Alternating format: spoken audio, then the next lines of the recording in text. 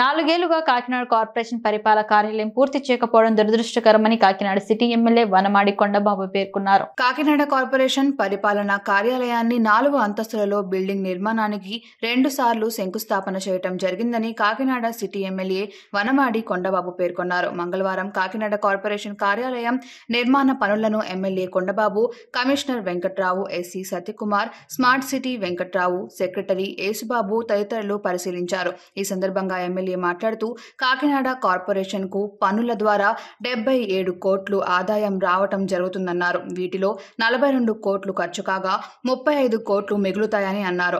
4 సంవత్సరాలుగా కనీసం బిల్డింగ్ నిర్మాణాన్ని కూడా చేపట్టలేకపోయారన్నారు. ప్రజల అవసరాలు తీర్చే కార్పొరేషన్ పరిపాలన కార్యాలయాన్ని సంబంధించి ఇప్పటి వరకు 3 ఫ్లోర్లు మాత్రమే నిర్మాణం చేపట్టారని, ఇంకా ఇంకో ఫ్లోర్ నిర్మాణం చేపట్టాలన్నారు. ఈ బిల్డింగ్ నిర్మాణం ఎప్పుడు పూర్తవుతుందో తెలియని పరిస్థితి నెలకొందన్నారు. కార్పొరేషన్ పరిపాలన కార్యాలయాన్ని త్వరితగతిన పూర్తి చేయాలని అన్నారు.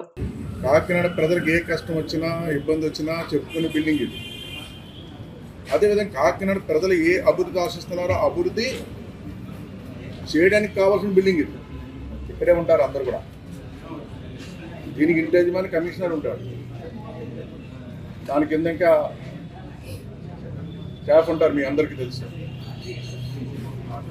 అలాంటి బిల్డింగు ఈరోజు కాకినాడ నగరంలో కాకినాడ ప్రజలందరూ కలిసి ప్రతి ఇంటి నుంచి కూడా పన్నులు కడతారు. అలాగే పంచాయతీలో పంచాయతీ ఆఫీస్ ఉండాలి. ఆ పంచాయతీ ఆఫీస్ లేకపోతే ఇంకా అడ్మినిస్ట్రేషన్ ఏమి ఉండదు. ఆ పంచాయతీకి వచ్చి పంచాయతీలో ఉన్న వాళ్ళందరూ కూడా అక్కడ సమస్యలు చెప్పుకుంటారు, పరిష్కారం చేస్తుంటారు. అక్కడ ఉండడానికి అధికారులు ఉండడానికి ఒక సెంటర్ ఉండాలి, అదే ఆఫీసు. అలాగే మరి కాకినాడ కార్పొరేషన్ కాకినాడ ప్రజలందరూ కూడా ప్రజెంట్ పన్నులు కట్టిన సొమ్ము అంతా కూడా సంవత్సరానికి 77 కోట్లు వస్తుంది. ప్రజలారా, మీరు అందరు కట్టిన సొమ్ము అంతా కూడా 77 కోట్లు వస్తుంది. కాకినాడ ప్రజలందరూ కట్టింది ఆ సొమ్ము అంతా ఎక్కడికి వస్తుంది? ఈ బిల్డింగ్కి వస్తుంది. 77 కోట్ల సంవత్సరానికంటే 5 సంవత్సరాలు, 5 ఏళ్ళు 35, 5 30, 385, ఇంకా అయ్యి లెక్కేసాను, 400 కోట్లు వస్తుంది.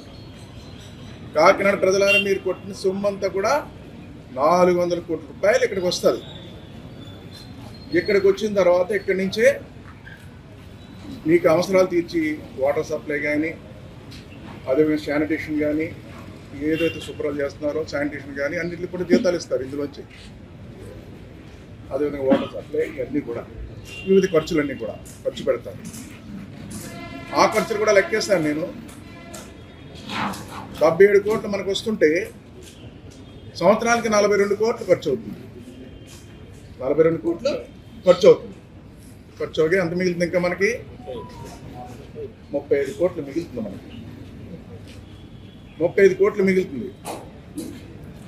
అలాంటిది ఆ సందర్భంలో ఈరోజు కాకినాడ ప్రజలకి ఇల్లు ఇది, అందరు సంబంధించి ఇల్లు కడుతున్నాం, అందరు సంబంధించిన మాట ఇది.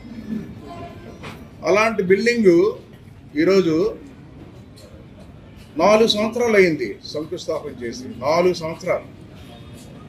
ఇది 4 ఫ్లోర్ల బిల్డింగు. 3 ఫ్లోర్లకి ఇప్పుడు స్లాబ్ వేసి ఇలా ఉంచారు, మీరు చూసారు బిల్డింగ్. ఇంకో ఫ్లోర్ వేయాలి. ఇంకా దీనికి ఖరీదు స్మార్ట్ సిటీ నుంచి 38 కోట్లు పెట్టడం జరిగింది. మన కార్పొరేషన్ నుంచి 20 కోట్లు పెట్టడం జరిగింది. అంటే 58 కోట్లు.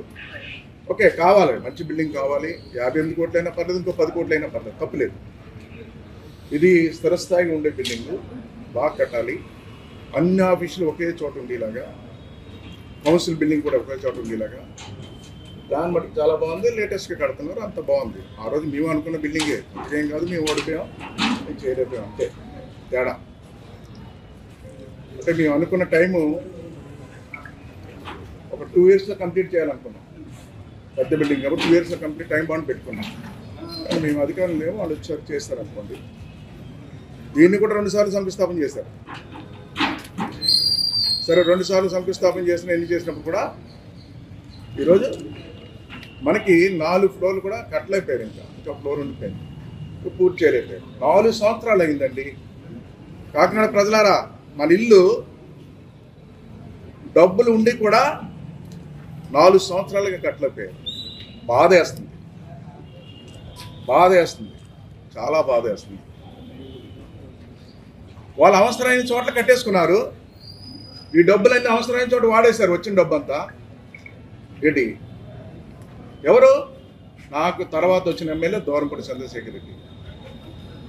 తను దీనికోసం ఆలోచించలేదు, కాకినాడ ప్రజల కోసం ఆలోచించలేదు, తన కోసం తను ఆలోచించుకుని నిధులన్నీ ఎక్కడ పడితే అక్కడ పనికిరాని చోట పెట్టి నిధులు వాడేశాడు తప్ప మనకు కావాల్సిన బిల్డింగ్ కట్టలేకపోయాడని కూడా ఈ సందర్భంగా తెలియజేస్తున్నా. ఏంటండి ఇది? 4 సంవత్సరాలు ఆ బిల్డింగ్ కట్టాలి. ఇవాళ కమిషనర్ ఎక్కడ కూర్చుంటారండి? మీ కట్టిన స్త్రీశక్తి భవన్లో ఎక్కడో 44 వార్డులో కూర్చుంటున్నారు. అక్కడ ఆఫీస్ కూడా చిన్నది. అది ఏంటి? ఇంకో సెక్షన్ ఒక చోట, ఇంకో సెక్షన్ ఒక చోట, ఇట్లాగా విచ్చలవిడిగా ఉంది. అంత ఏదైనా పని కోసం వెళ్ళాలంటే ఒకళ్ళు అక్కడికి ఒకళ్ళు ఇక్కడికి అక్కడికి వెళ్ళే పరిస్థితి ఉంది. అదేనా స్త్రీశక్తి భవనం నేను కట్టించాను, మా టైంలో మేము కట్టించాం. స్త్రీశక్తి భవనం అని కడితే ఆ భవనంలో ఈరోజు కమిషనర్ ఆఫీస్ రన్ అవుతుంది. సరే, ఇలాంటి బిల్డింగ్ ఇప్పినప్పుడు యుద్ధ ప్రాతిపదిక చేయాలి, ఆ విధంగా పనిచేయాలి. 4 సంవత్సరాలు అండి కాకినాడ ప్రజలకు కట్టవలసిన బిల్డింగ్ 4 years అయింది, ఇంకా అవ్వలేదు. ఎప్పటికి అవుతుందో తెలియదు. చాలా బాధ వేస్తుంది. ఈ కాకినాడ కార్పొరేషన్ సొమ్ము, ప్రజలకు పన్నులు కట్టిన సొమ్ము. ప్రజలారా, నీకు చెప్పాను, మీరు ఎంత సొమ్ము కట్టారు? మీరు మనం కట్టిన సొమ్ము అంతా 77 కోట్ల రూపాయలు. సరే, మన అవసరాలు తీర్చడానికి వచ్చి 42 కోట్లు ఖర్చు అయిపోయింది. సరే, మిగతా సొమ్ము ఉంది. స్మార్ట్ సిటీ 38 కోట్లు ఇస్తుంది. నువ్వు 20 కోట్లు ఇచ్చుకో.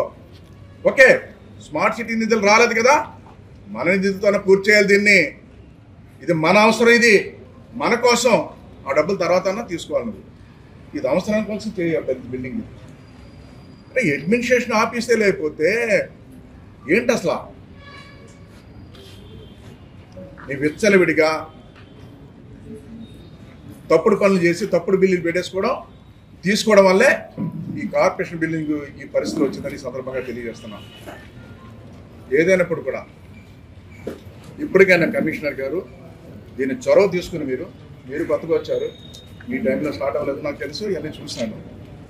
మీరైనా చొరవ తీసుకుని ఈరోజు యుద్ధ ప్రాతిపదికన స్వాంటిటీ కూడా చేయాలి. దీన్ని ఏ పన్ను ఉన్నా ముందు పక్కన పెట్టి, ఉండడానికి ఇల్లు లేకపోతే వీధిలో ఉండే ఏం పని చేస్తారు మీరు? మేము ఎక్కడికి రావాలి? ప్రజలు ఎక్కడ రావాలి? ఆలోచించండి మీరు అందరూ కూడా. దీన్ని ప్రయారిటీ ఇవ్వండి. ముందు దీన్ని పూర్తి చేయండి. అంచులంచులుగా అనుకున్న పనులను పూర్తి చేయాలని ఈ సందర్భంగా మీ అందరికీ తెలియజేస్తున్నాను.